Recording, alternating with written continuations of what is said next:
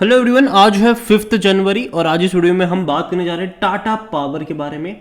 340 रुपये का शेयर है। आज मॉर्निंग में अच्छी तेजी थी, 350 पर पहुंचने ही वाला था कि बाद में धीरे धीरे धीरे करके गिरावट शुरू हुई और एंड ऑफ द डे फिर भी 1% की तेज़ी पर ये क्लोज ज़रूर हुआ है। 340 रुपये के आसपास क्लोज हुआ। बात करेंगे वीडियो में उसके बारे में, लेकिन उससे पहले अगर आपने अभी तक चैनल को सब्सक्राइब नहीं किया है तो प्लीज़ अभी इसे सब्सक्राइब कर लीजिए, क्योंकि आगे भी बहुत सारे वीडियोस हैं जो आपको काफ़ी ज़्यादा हेल्प करेंगे। तो देखा जाए तो पिछले एक महीने में टाटा पावर के शेयर में शानदार तेजी थी। हालांकि एक झटके में वो तेजी बनी थी, उसके बाद देखें तो पिछले 20-22 दिन से कोई मूव नहीं आया था।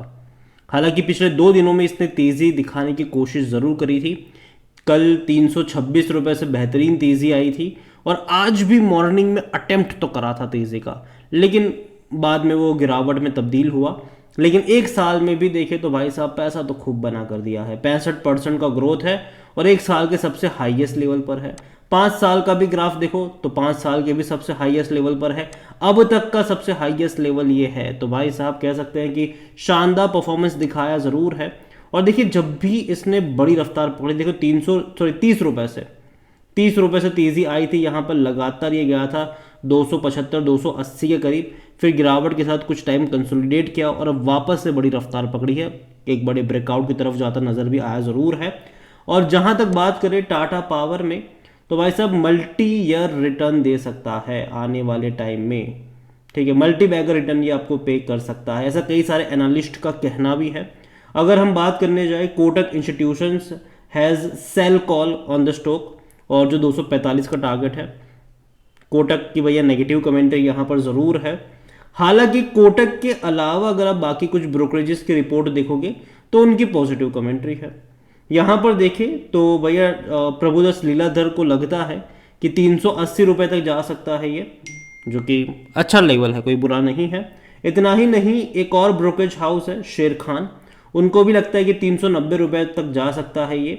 और जहाँ तक देखा जाए तो एक और है चॉइस ब्रोकिंग के, उनका कहना है कि Tata power has form a rounding bottom pattern breakout with significant volume. The pattern suggests a robust bullish momentum in a stock. Moreover, the stock is positions above the key exponential moving average, including the 20-day, 50-day, 100-day, 200 days EMI का अगर आप देखोगे तो, और potential है कि 420 रुपये तक जा सकता है नियर टर्म में। तो मैनेज द रिस्क उनका ये है कि 260 रुपये का स्टॉप लॉस लगाओ और 420 के टारगेट को चेस करो यहाँ पर। और देखिए तो ब्रोकरेज हाउस में पॉजिटिव कमेंट्री ज़रूर है, कुछ कुछ के छोड़कर, कोटक की छोड़कर बाकी सारों की पॉजिटिव कमेंट्री यहाँ पर देखने को मिल रही है। और देखो, कंपनी खराब नहीं है। आज वॉल्यूम का भी गेम चला, 3,75,00,000 के आसपास के शेयर यहाँ पर ट्रेड होते नजर आए। इतना ही नहीं, टाटा पावर में अगर हम देखेंगे तो कंपनी में according to Moneycontrol user 80% लोग कह रहे खरीदारी करो, 20% लोग कह रहे बेचो और भाग जाओ।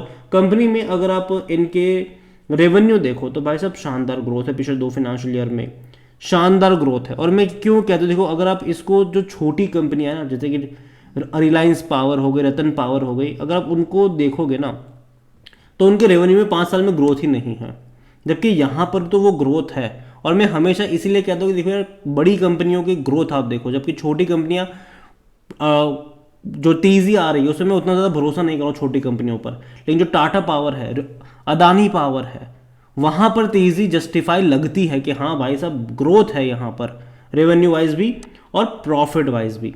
यहाँ पर अगर आप क्वार्टरली परफॉर्मेंस देखोगे इनके तो बेहतरीन ग्रोथ यहाँ पर आया ज़रूर है रेवेन्यू वाइज। और अगर हम नज़र करेंगे इनके वैल्यूएशन के ऊपर तो 29 का पी है, सेक्टर पी 28 का है, ना ही सस्ता है ना ही महंगा है ये। 44% एनालिस्ट कहते हैं कि खरीदारी करो। और देखिए ये अभी जिस लेवल पे बैठा है वहां से ना ये सस्ता है ना ही महंगा है, तो इसका मतलब ये है कि करेक्शन आने पर मौके ढूंढने चाहिए, करेक्शन आने पर मौके ढूंढने चाहिए। अगर आप फिनेंशियल्स देखोगे इनके तो वो खराब नहीं है। आप देखो यहाँ पर 15 से 16 हज़ार करोड़ की रेवेन्यू कंपनी कर रही है क्वार्टरली, और प्रॉफिट भी देखो तो लास्ट क्वार्टर में 875 करोड़ का प्रॉफिट था, उससे पहले 972 करोड़ का प्रॉफिट था, उससे पहले तकरीबन 770 करोड़ के आसपास का प्रॉफिट था, उससे पहले 945 करोड़ का प्रॉफिट था। तो प्रॉफिटेबल है कंपनी, अच्छी प्रॉफिट है और ग्रोथ है प्रॉफिट में। अगर आप देखोगे तो देखो जून 2021 में जहां 10,700 करोड़ के आसपास के रेवेन्यू थे और 300 से 400 करोड़ के प्रॉफिट थे, आज वो डबल हो चुके हैं। प्रॉफिट डबल हो चुके हैं और रेवेन्यू भी देखो तो बेहतरीन ग्रोथ है, यहाँ पर 60% के आसपास का ग्रोथ यहाँ पर कह सकते हैं कि देखने को मिल रहा है 2 सालों के अंदर। तो धीरे धीरे डिमांड डेफिनेटली बढ़ने वाली है और ये जो कंपनियां हैं, चाहे वो टाटा हो या अदानी हो, ये अपनी कैपेसिटी को लगातार बढ़ा रहे हैं और आगे और बढ़ाते हुए नज़र भी आएंगे ये। जहाँ तक शेयर होल्डिंग की बात करी जाए तो प्रमोटर के पास 46.86% की होल्डिंग है। बड़े बड़े फंड हाउस के पास भी अच्छी खासी क्वांटिटी है। 3.97% म्यूचुअल फंड के पास है, 12.02% डोमेस्टिक लेकर बैठे हैं, 10.01% एफआईएल्स के पास है।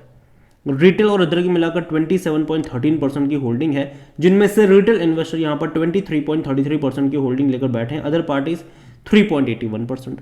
तो देखा जाए तो company definitely share holding pattern अच्छा है, कोई बुरा नहीं है। बड़े बड़े फंड हाउस के पास अच्छी खासी क्वांटिटी ज़रूर है और रिटेल पोर्शन भी यहाँ पर काफ़ी ज़्यादा भरा हुआ है। और जहाँ तक पावर सेक्टर मुझे लगता है देखो अच्छा परफॉर्म करेगा लॉन्ग टर्म में पावर सेक्टर, क्योंकि डिमांड बढ़ने वाली है, ये हम सब जानते हैं। और टाटा पावर के पास जो सबसे बड़ा एडवांटेज है वो इनका ईवी बिजनेस वाला एडवांटेज है। टाटा पावर पावर सेक्टर की इकलौती ऐसी कंपनी है जिसने अब तक सबसे highest number of electric charging station setup करे हैं, सबसे ज़्यादा, और आगे ये और बड़े पैमाने पर सेटअप करते रहेंगे। जो इंफ्रास्ट्रक्चर चाहिए ईवी के लिए वो सेटअप करने में टाटा पावर सबसे ज़्यादा लीड पर बैठा हुआ है यहाँ पर, और आगे भी इसको इसका फ़ायदा ज़रूर मिलेगा। और धीरे धीरे मैन्युफैक्चर में भी हम आगे बढ़ रहे हैं। हम ईवी में भी धीरे धीरे देखा जाए तो वहाँ पर चीज़ें टर्न अराउंड होती नजर आएगी। शुरुआती मुझे लगता है कि जो पैसेंजर व्हीकल्स होंगे, जो गवर्नमेंट व्हीकल्स होंगे, वहाँ से आपको देखने को मिलेगा ट्रांसपोर्टेशन के। बाद में धीरे धीरे लोग पर्सनल व्हीकल्स की तरफ भी जाएंगे। अभी 2 व्हीलर्स में धीरे धीरे डेफिनेटली अच्छा खासा जंप आया ज़रूर है, कल को 4 व्हील्स में भी अच्छा जंप आपको देखने को मिलेगा।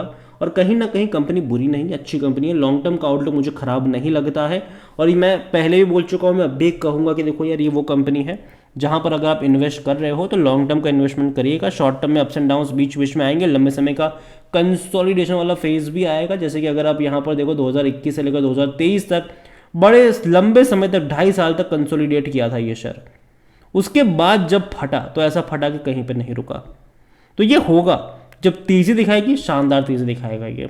जब कंसोलिडेट करेगा कुछ टाइम कंसोलिडेट डेफिनेटली करेगा। यहाँ पर मैं कोई लेवल आपको नहीं बोलूँगा खरीदारी का या फिर बेचने का, मैं यही कहूँगा कि खरीदारी करी है तो बने रहो।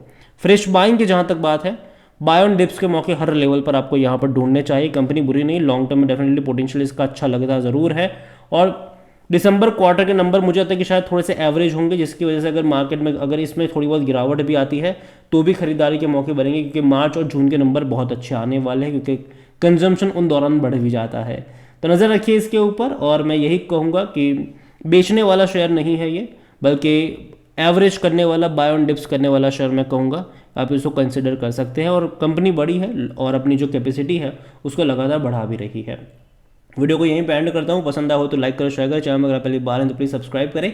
और टाटा पावर के बारे में आप क्या सोचते हैं वो भी आप मुझे कमेंट में लिख के बता सकते हैं। Thank you.